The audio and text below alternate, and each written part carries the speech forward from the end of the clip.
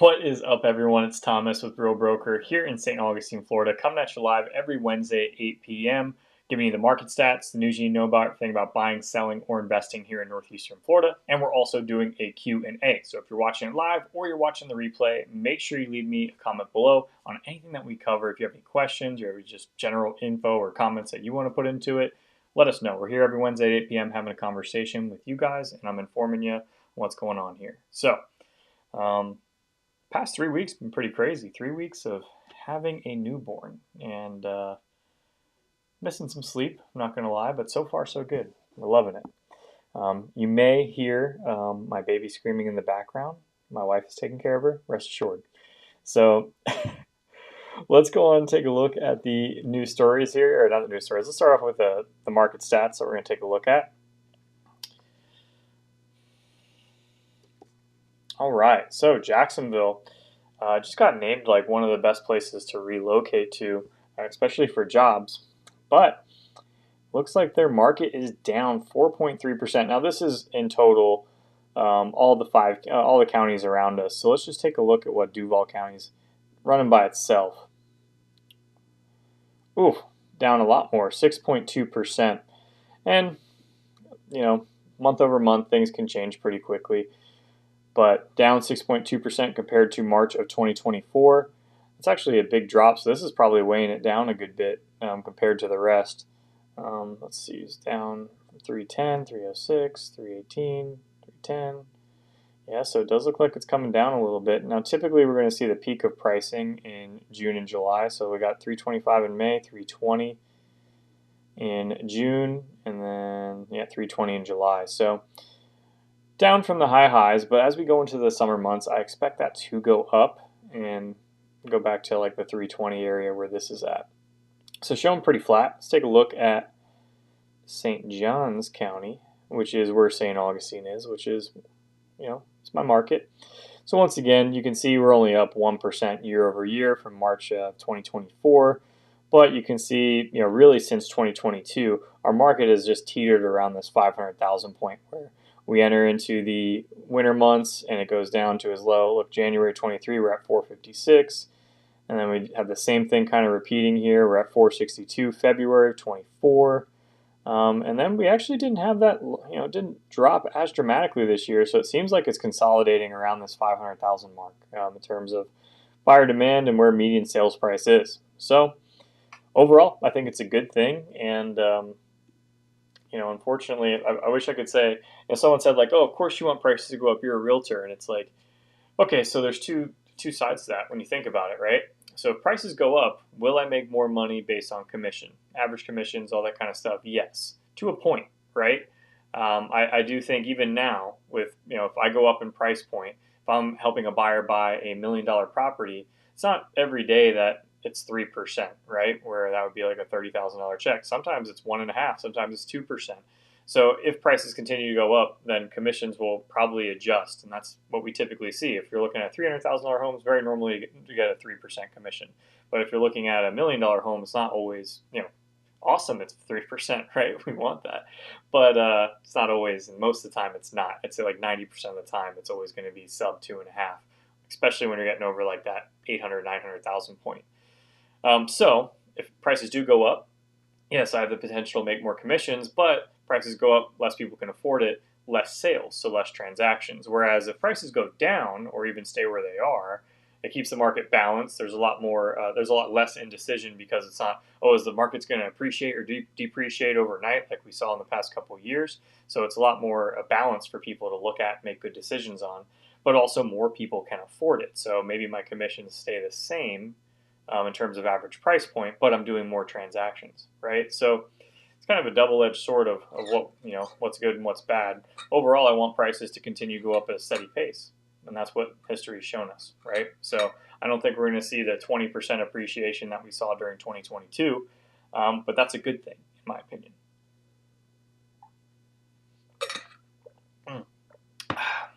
All right. Awesome, guys. Let's see.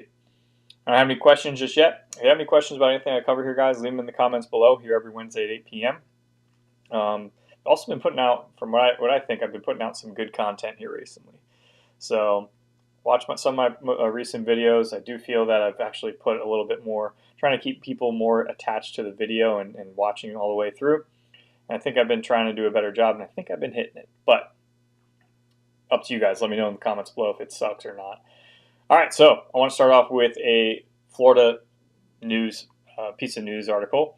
Now we talked about Ron DeSantis potentially pushing pushing forward a bill that is going to potentially take away all property taxes for primary homeowners, which I kind of like that idea, right?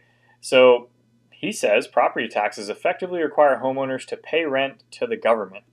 And I can't disagree with that. I actually like that. It's like a car. You buy a car, you're done paying the taxes once you purchase the car, and that's it. So I do kind of agree with that. But he put a bill forward. I'm not sure if it's been voted on yet, to give a $1,000 property tax rebate for Florida homeowners. So, I don't know if that's going to be a blanket property. This is all probably going to come out in the wash. But, like, for example, my tax bill is like, I think $2,800 for the year. Might be a little bit cheaper than that. So, like, that's awesome. Like, I'm getting, 30% of my bill covered essentially with the rebate. But if like your taxes are 10 grand a year, you're like, all right, it's only 10%, So is it scalable? Is it going to change based on property value? I don't know. We'll see. I like the idea. It's funny. It's like I gave you the money. You're giving it me back. You're giving my money back to me. So I don't know. Obviously, if property taxes go away, then sales tax would probably double. Sales tax in the state of Florida is 6%. Local counties like St. Johns County has a half-cent sales tax, so its sales tax is 6.5% in St. Johns County. So they're saying it's probably going to go up to like 12, which, if you were probably to do the math, you're probably going to spend more out of your pocket on sales tax than you would for property tax. But I didn't do the math. I did it, in my head and just thinking about it out loud one day. But I don't know. Overall, I think it's a good idea. But what do you guys think? Do you think getting rid of property tax is a good idea? Have you heard of any other place doing this successfully and keeping, that's the hard thing, is the transition, right? So I imagine, our state government has money to withstand a couple of months of that transition of like, okay, it's all sales tax now. But that's also a big thing for business owners to figure out, because then all their prices technically will go up. Just everything will go up, right? But you're going to save money on taxes. That only helps homeowners, right? It doesn't help other people that rent here in the state, who are probably more affected by inflation and cost of living anymore than homeowners for the most part. So either way, let me know what you guys think below. I'm going to go on to the next news story here.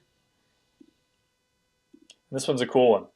Universal's new Epic Universe park to generate $2 billion for Florida in 1 year. So they're probably going to be able to withstand any property taxes that they miss out on. Probably going to be just fine. So they're opening it on May 22. The first major theme park development in Florida in 25 years. It's a 750-acre development and expected to generate $2 billion in the first year of operation. It's projected to create more than 17,500 new jobs across the country. Its first, I think they mean county, its first year of opening.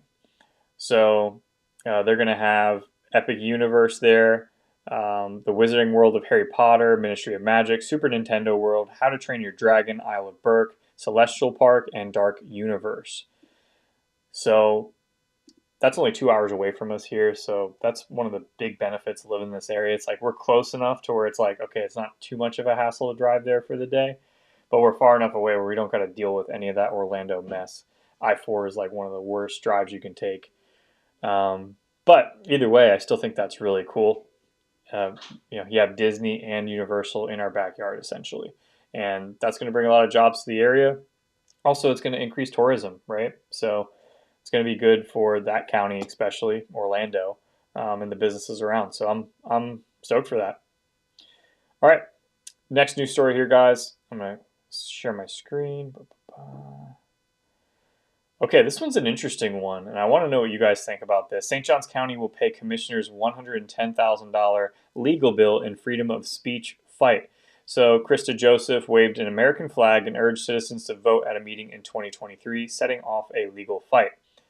Now, from what I can tell, and in this news article, I wasn't there, but it was just in the middle of a board meeting, and it was a public one, and she said, "Hey, I'm going to wave American flag, and I'm encouraging you to go vote." And they have it here somewhere. Oh, she also held up a citizen's guide to registering to vote publication. But some of the commissioners said that it was out of line, which I'm not exactly sure. I don't really agree that that's out of line. Now, if she was using her platform to say, like, hey, go and vote for me and vote for me because of this at a public meeting, it's like, no, you shouldn't do that, right? But saying, like, hey, if you're unhappy or if you want other things to change here, go vote, then I don't see what the problem is. So it's kind of funny actually, because in St. Augustine local groups, we're seeing people talk about this issue and like, oh, now the taxpayers have to front her legal bill, which is $110,000, which is crazy. And they talk about it in here as well as like, how is it $110,000? And they're asking the attorney for like an itemized list of like services rendered, which they haven't provided yet. So there's talk amongst the Facebook groups, and of course, this is all allegedly, that a lot of these guys, the commissioners, board members, all these guys are on the take from developers. They're selling out St. Johns County, and now we're paying for legal defense for one of these people. From what I can read here, I don't know them personally. I don't know any of these conspiracies. I would be the first person to jump down this conspiracy rabbit hole. I really would, and I'd probably just make content about it all day long, because I love that kind of stuff. But from what I can tell, just reading the news here, it just seems like, unfortunately, she spoke out of turn by telling people to go vote. That's all they say here is like she just said, "Hey, go vote," not "Go vote for me" or "Go vote," go for this candidate. She just said, go vote, get out there and vote." So ultimately, seems that that's been put to bed. That everyone's okay with her saying that, but pretty interesting.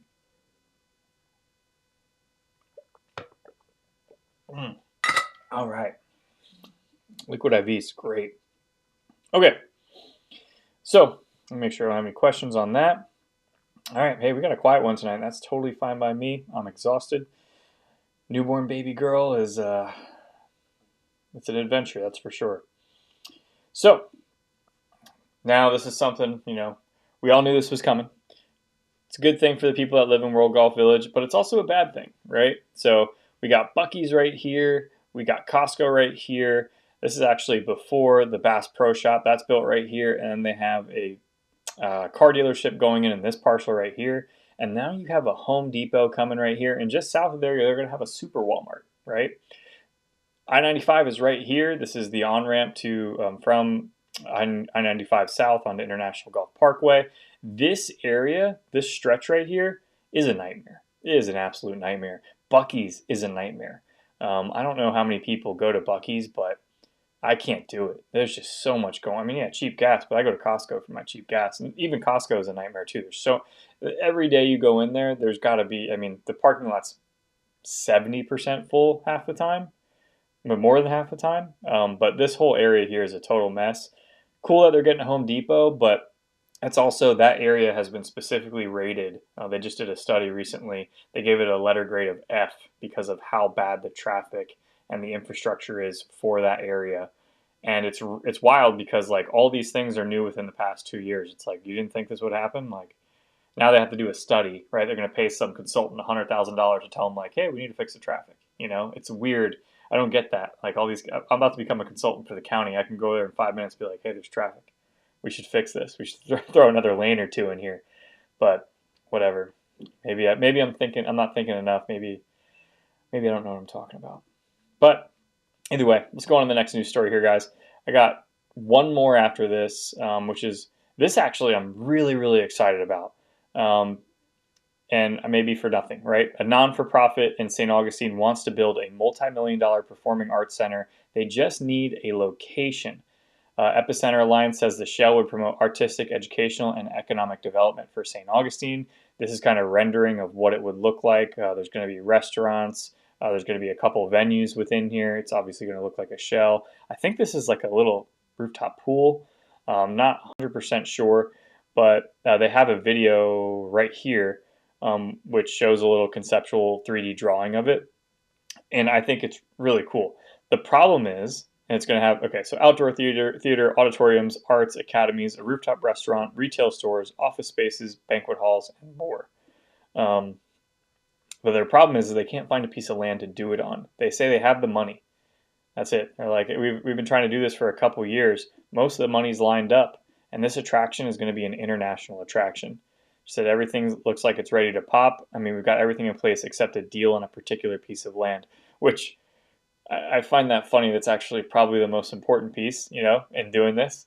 But either way, um, they're looking for land. So if you know anything in the county, they're work the county on developing solutions for this, and where is the best place for it. As of right now, the nonprofit said it's looking at several locations, but it's aiming for a spot near Holmes Boulevard and King Street, which is 3 miles west of St. Augustine's historic downtown. At the meeting, Clay Murphy said the venue's proposed location would help the West Augustine area, while other commissioners chimed in with support for the project as a whole. County Administrator Joy Andrews said the county might be able to help with finding a proper location for the shell, even floated the idea of landing it in World Golf Village. Okay, let's unpack that real quick. So, I think West Augustine is going to be like the neighborhood in the future here of St. Augustine. It's going to be one of the neighborhoods that people want to live in because of something just like this, right? There's already been so much development, so many proposed things to happen here in West Augustine, and it's just in the path of growth, in my opinion. You drive any block in this neighborhood, you see a new construction home. It's happening right now in front of your eyes, and seeing this right here, and that they're eyeing the exact location of where I think would be fantastic, which would be at Holmes and 4 Mile, right? That's right down the street from me. It's a mile and a half. I think that would be amazing for this community here, but also just for St. Augustine as a whole. And if they put it at World Golf, like we just talked about, they already got enough problems up there, right? The traffic and the infrastructure and all that. We don't need to add something like this up there. But the problem is that I think they want to put it in World Golf Village, where the county did have a deal to buy where the International World Golf Hall of Fame was initially, but they let it fall apart. Now they're looking for a private developer to go in and do it. So maybe that's what they're trying to float there. Either way, it's still not a great idea in my opinion, because that whole area is like drivable. Like you can't walk there. Whereas here, at least you could walk, and you could be right outside of downtown, and you can have a bus that goes back and forth and go hang out downtown. That's right off of 95 and International Golf Parkway. It's very residential around there. So don't know if that'd be the best idea. I see it could provide a service for that northwestern part of the county, but I think it'd be better suited for West Augustine. I'm a little biased though. I live in West Augustine. I think this neighborhood's on the up, but I would really love to see that in our neighborhood. That'd be sweet. So, what do you guys think about that? I mean, I think that would be something very cool to add to this West Augustine neighborhood. I got one thing, and we're talking about West Augustine, and this is what you see in West Augustine sometimes. SJO 3 arrested in St. Augustine after deputies seize meth and cocaine. So you can see why we would need a performing arts center. We need to get that up and running here. What happened? You click one thing. Unbelievable. Let's go back. Sorry. Okay. Deputies found 5 pounds of marijuana, 4 pounds of methamphetamine, and 1.25 pounds of cocaine, 7 ounces of MDMA, and 1 firearm at a home. These 3 people were arrested. She's definitely looked like she's, had a run-in with some meth here in the past. But yeah, 3 people were arrested, 10 pounds of drugs. The marijuana no one cares about, right? But 4 pounds of meth and 1.25 pounds of cocaine, 7 ounces of MDMA. That's a lot of drugs to have that's a lot of drugs in general. But yeah, probably good they got arrested and they're off the streets now. But was arrested here in West Augustine. It's on Per Year Street, so that's like southwest Augustine.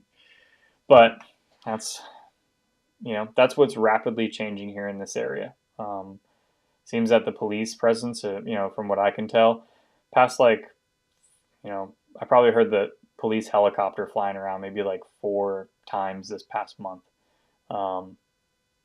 All in all, I've lived here for 2 years. I've had 0 problems with any type of crime.